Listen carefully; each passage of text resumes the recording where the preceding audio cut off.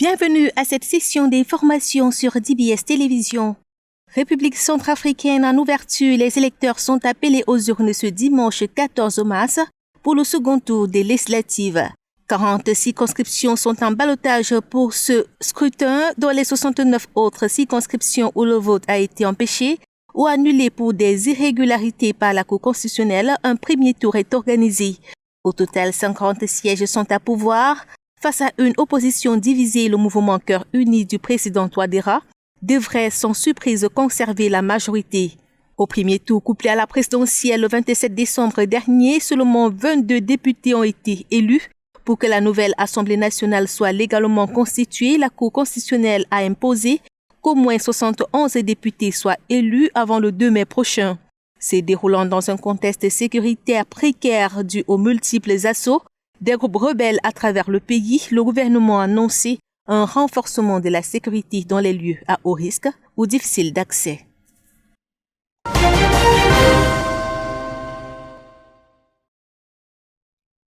Au Nigeria, un nouvel enlèvement d'adolescents a eu lieu ce vendredi dans l'état de Kaduna, au Forestry College, une école située près de l'académie militaire.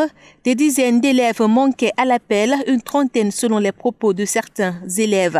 Ce rap intervient seulement quelques jours après celui des 279 filles retrouvées à Jongébé dans la région voisine de l'État du Niger. Quelques adolescents auraient réussi à s'échapper selon les témoignages.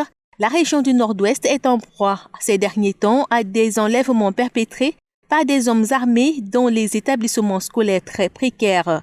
Ces bandits, comme on les surnomme, ont prêté allégeance en 2019 au chef de Boko Haram, Aboubakar Shekau. D'autres se réclament du groupe État islamique en Afrique de l'Ouest ou encore du groupe lié à Al-Qaïda nommé Ansarou.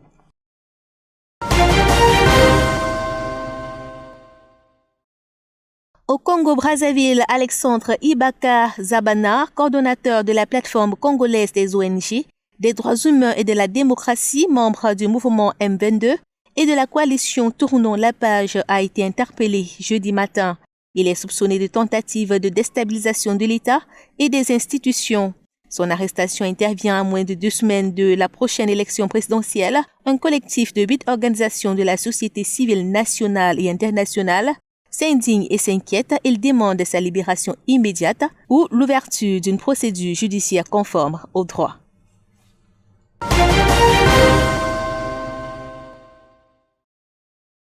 En Gambie, Human Rights Watch et Trial International épinglent l'ancien président Yaya Jammeh. Les deux organismes ont déclaré vendredi 12 mars 2021 que les témoignages devant la commission de vérité gambienne mettent en cause l'ancien président dans l'exécution sommaire en 2005 de quelques 59 migrants ouest-africains. Selon eux, les migrants qui voulaient se rendre en Europe en provenance du Congo, de la Côte d'Ivoire, du Ghana, du Libéria, du Nigeria, du Sénégal, de la Sierra Leone et du Togo, ainsi que leurs intermédiaires gambiens, ont été détenus par des hauts responsables des services de sécurité de Yaya Jammeh, avant d'être pour la plupart assassinés par les jongleurs, une unité militaire tristement célèbre qui recevait ses ordres directement de l'ex-président. Human Rights Watch et Trial International ont brandi que ces témoignages exigent que justice soit rendue.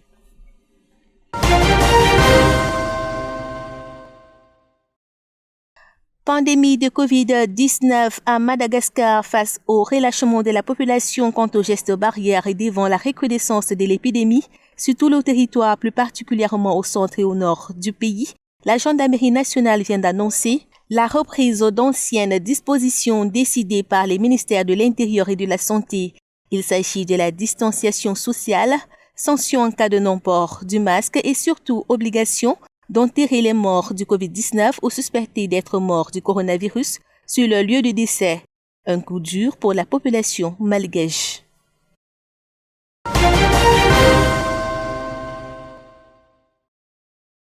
Dans l'actualité, l'armée libyenne vient de libérer 120 personnes qui seraient des migrants détenus et torturés par des trafiquants d'êtres humains après un raid matinal sur les tanières de trafiquants d'êtres humains. Selon l'armée citant les témoignages des personnes libérées, leurs ravisseurs les avaient soumis à la torture et à l'extorsion.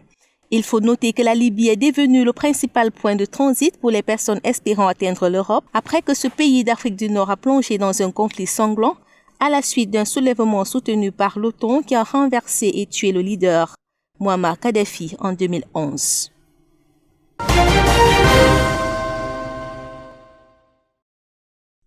Et puis de la nécrologie avant de refermer cette édition, le roi vénéré des Zoulous d'Afrique du Sud est décédé vendredi des suites du diabète. Après des semaines d'hospitalisation, il avait 72 ans. C'est Mangosuthu Buthelezi, influent homme politique sud-africain et prince zoulou qui a annoncé la mort de celui qui a occupé pendant près de 50 ans le trône du royaume zoulou. C'est en 1971 qu'Owil Zwelithini accéda au pouvoir 3 ans après la mort de son père. Il était alors âgé de 23 ans. Personnage très controversé, il était par exemple accusé d'avoir provoqué une vague de violences xénophobes dans son pays. En 2015, il avait appelé les étrangers à faire leur bagage et parti. Le roi niait en bloc ces accusations. C'est sur ce que nous refermons cette édition d'information. Merci de nous avoir suivis. Passez d'agréables moments en compagnie de nos programmes.